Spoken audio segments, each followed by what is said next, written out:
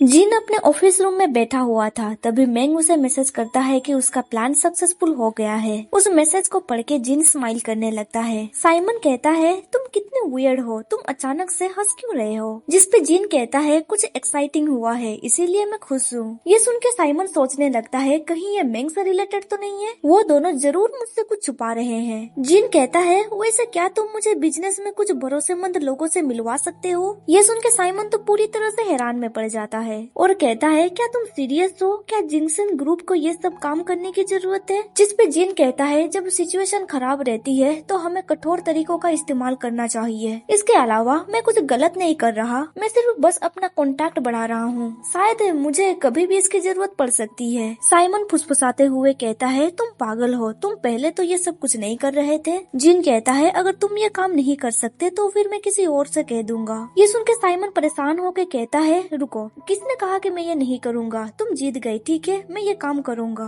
इसके बाद हमें मिस्टर एक्स का कंपनी दिखाया जाता है। रेगुलर की तरह सिनान भी आज वहाँ पे काम करने के लिए आया हुआ था, इसीलिए मी उसे ताना मार रहा था। पर सिनान कहता है, तुम्हें ज्यादा फिक्र करने की जरूरत नहीं है, मुझे पता है मैं पैसे कहाँ से ला सकता हूँ, तुम बस अपने काम पे ध्यान दो। इधर मैंग उन दोनों को देख रहा था। वो सोच रहा होता है, सिनान बिल्कुल भी टेंशन में नहीं लग रहा। क्या उसने सच में कोई रास्ता निकाल दिया $300 मिलियन पे करने का? फिर वो आगे सोचने लगता है, उसका फादर एक स्मॉल एग्जीक्यूटिव है और उसकी फैमिली के पास इतनी सेविंग्स नहीं है। उसकी मॉम अनएम्प्लॉय है। उसने कुछ अमीर महिलाओं से दोस्ती करके सामाजिक सीढ़ी पे चढ़ने की कामयाब हासिल की है। फिर वो हैरान होकर सोचने लगता है, अरे मैं तो भूल ही गया था, उसके पास अभी भी एक रास्ता है। फिर वो स्माइल करते हुए सोचने लगता है, कॉलेज के टाइम से ही वो इस बात को छुपाने की कोशिश कर रहा था, पर अब वक्त आ चुका है उसे बाहर निकालने का। मुझे माफ कर देना सिनान, मैं तुम्हें सक्सीड होने बिल्कुल भी नहीं दूंगा। अब वक्त आ चुका है कि मैं मिस्टर जिन को रिटर्न में एक गिफ्ट दूं। फिर वो जिन को मैसेज करता है, ये रेडी हो चुका है। फिर अगले दिन सुबह हमें दिखाया जाता है कि सिनान पैसा इकट्ठा करने के लिए मनी लेंडर्स ऑफिस गया हुआ था।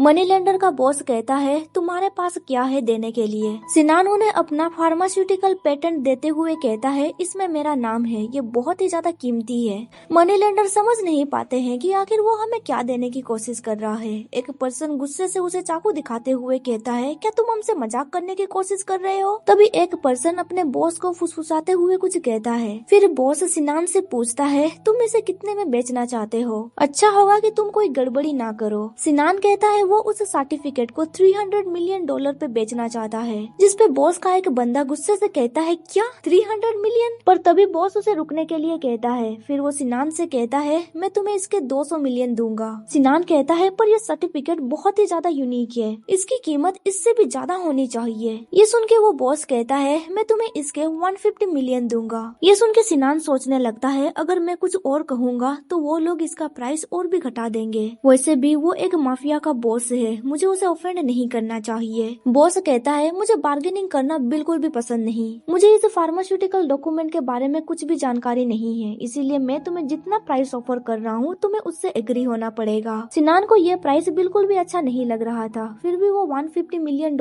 में मान जाता है। फिर वो आगे कहता है, मुझे अभी पैसों की सख्त जरूरत है, क्या तुम मुझे और 150 मिलियन दे सकते हो? बॉस कहता है, 150 मिलियन कुछ ज्यादा है, पर तुम स्मार्ट लग रहे हो, इसीलिए मैं तुम्हें 100 मिलियन दे सकता हूँ। ये सुन के सिनान हंसते हुए कहता है, क्या तुम सच में मुझे $100 मिलियन देने के लिए तैयार हो? बॉस कहता है, हाँ तुमने सही सुना, पर तुम्हें डिसाइड करना होगा, क्या तुम ये पैसे लेना चाहते हो? अगर तुम ये पैसे चुका नहीं पाए तो तुम्हें तो पता ही होगा हम तुम्हारे साथ क्या करेंगे। सिनान सोचने लगता है, अगर मैं उससे पैसे लेता हूँ तो मैं उसके अंडर में आ जाऊंगा जब तक कि मैं उसके पैसे ना चुका लूँ। उनके अलावा कोई और मुझे इतने पैसे दे नहीं सकता, पर अगर मैंने उनके पैसे सही समय पे नहीं चुकाए तो वो मुझे जान से भी मार सकते हैं। सिनान कहता है, आप मुझे $100 मिलियन दे दीजिए, आप जो चाहे मैं वो करूँगा। बॉस कहता है, मुझे पता था तुम एक स्मार्ट लड़के हो, मुझे पता है तुम मुझे इतनी जल्दी तो पैसे वापस नहीं करोगे, इसीलिए मैं तुम्हारे साथ टच में रहूंगा। जब सिनान ऑफिस से बाहर निकल जाता है, वो सोचने लगता है, अब मुझे और 50 मिलियन कौन देगा? मैं इसके बारे में पापा से पूछता हूँ। उसे वहाँ से बाहर निकलते हुए जिन भी देख रहा था। वो किसी को फोन करते हुए कहता है, हाँ मैंने उसे यहाँ से जाते हुए देखा, उस पर नजर रखने के लिए मैं किसी को भेज दूंगा, तुम्हारी मदद के लिए शुक्रिया। अभी जिन मनी लेंडर के बॉस से बातचीत कर रहा था।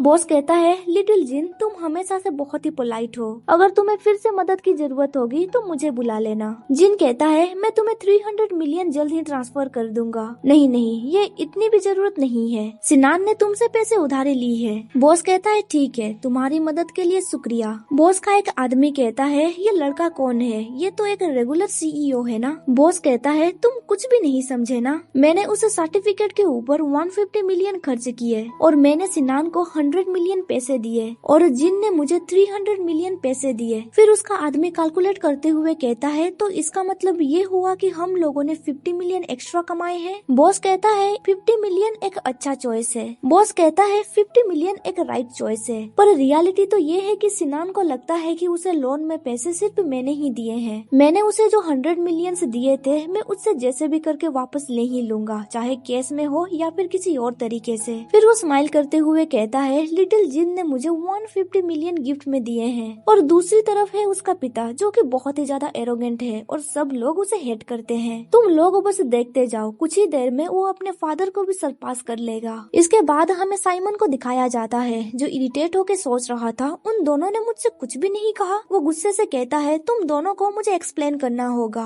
मैंग हंसते हुए कहता है ये सब कुछ जल्दबाजी में हो गया था। जिन उसे ताना मारते हुए कहता है तुम गुस्सा करोगे इसीलिए मैंने तुमसे कुछ भी नहीं कहा। पर अभी साइमन को बहुत ही ज्यादा गुस्सा आ रहा था क्योंकि जिन ने उसे इसके बारे में कुछ भी नहीं बताया। मैंग कहता है सिनान ने जो सर्टिफिकेट दिया है उसकी कीमत 300 मिलियन तक हो सकती है। फिर वो एक्साइटेड होकर कहता है ये सब कुछ साइमन की वजह से हुआ है, उसी ने ही हमें लोनर से इंट्रोड्यूस किया था।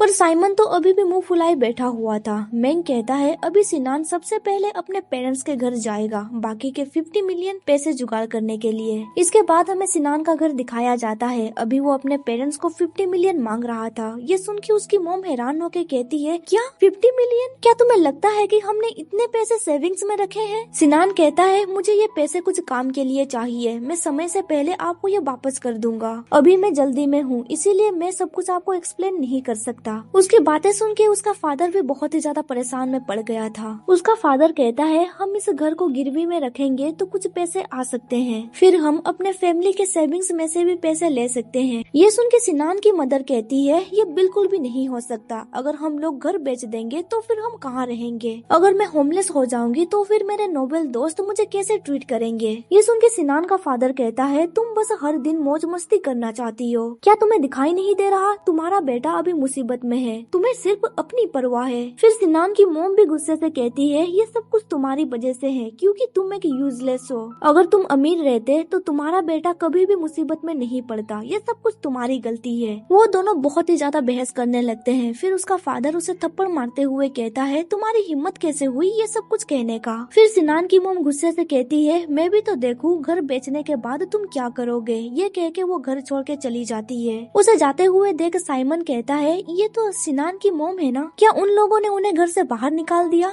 जिस पे मैंग कहता है मुझे नहीं लगता है कि ऐसा कुछ हुआ होगा। कुछ देर के बाद हमें दिखाया जाता है कि सिनान का फादर सिनान को घर के पेपर दे देता है। सिनान कहता है मोम का क्या होगा? जिस पे उसका फादर गुस्से से कहता है उसे बिल्कुल भी पता नहीं है कि ऐसे सिचुएशन में उसे कैसे एक्ट करना चाहिए। वैसे भी उसके पास रहने के लिए कोई जगह नहीं है, वो जल्द ही यहाँ पे आ जाएगी। तुम पहले अपने प्रॉब्लम का सोल्यूशन करो, जब सब कुछ ठीक हो जाएगा तब हम इस घर को वापस ले लेंगे। अभी सिनान सोच रहा होता है मुझे नहीं लगता बैंक जाना एक अच्छा आइडिया होगा, मैं उस मनी लेंडर के पास जाऊंगा और इस घर को गिरवी पे रख दूंगा। डैड मैं इसके लिए माफी चाहता हूँ पर मैं इसकी भरपाई कर लूंगा। इसके बाद हमें अगले दिन सुबह का सीन दिखाया जाता है। मी सिनान से कहता है हमें पैसे मिल गए हैं, वैसे देखा जाए तो तुमने बहुत अच्छा काम किया। ये सुन के सिनान उसे गुस्से से घूरने लगता है। मैंग कहता है क्या तुम्हें रिलीफ फील नहीं हुआ? तुमने ऐसा मुंह क्यों बनाया है? अभी सिनान के सर पे बहुत बड़ा कर्ज था इसीलिए वो खुश भी कैसे हो सकता है। वो गुस्से से उनके सामने से चला जाता है। अभी मैंग सोच रहा होता है ये तो सिर्फ शुरुआत है। तभी मी उससे कहता है तुम बहुत बदल चुके हो, अब तुम बहुत ही ज्यादा स्कैरी लगते हो। मैंग स्माइल करते हुए कहता है मिस्टर मी ये तुम क्या कह रहे हो?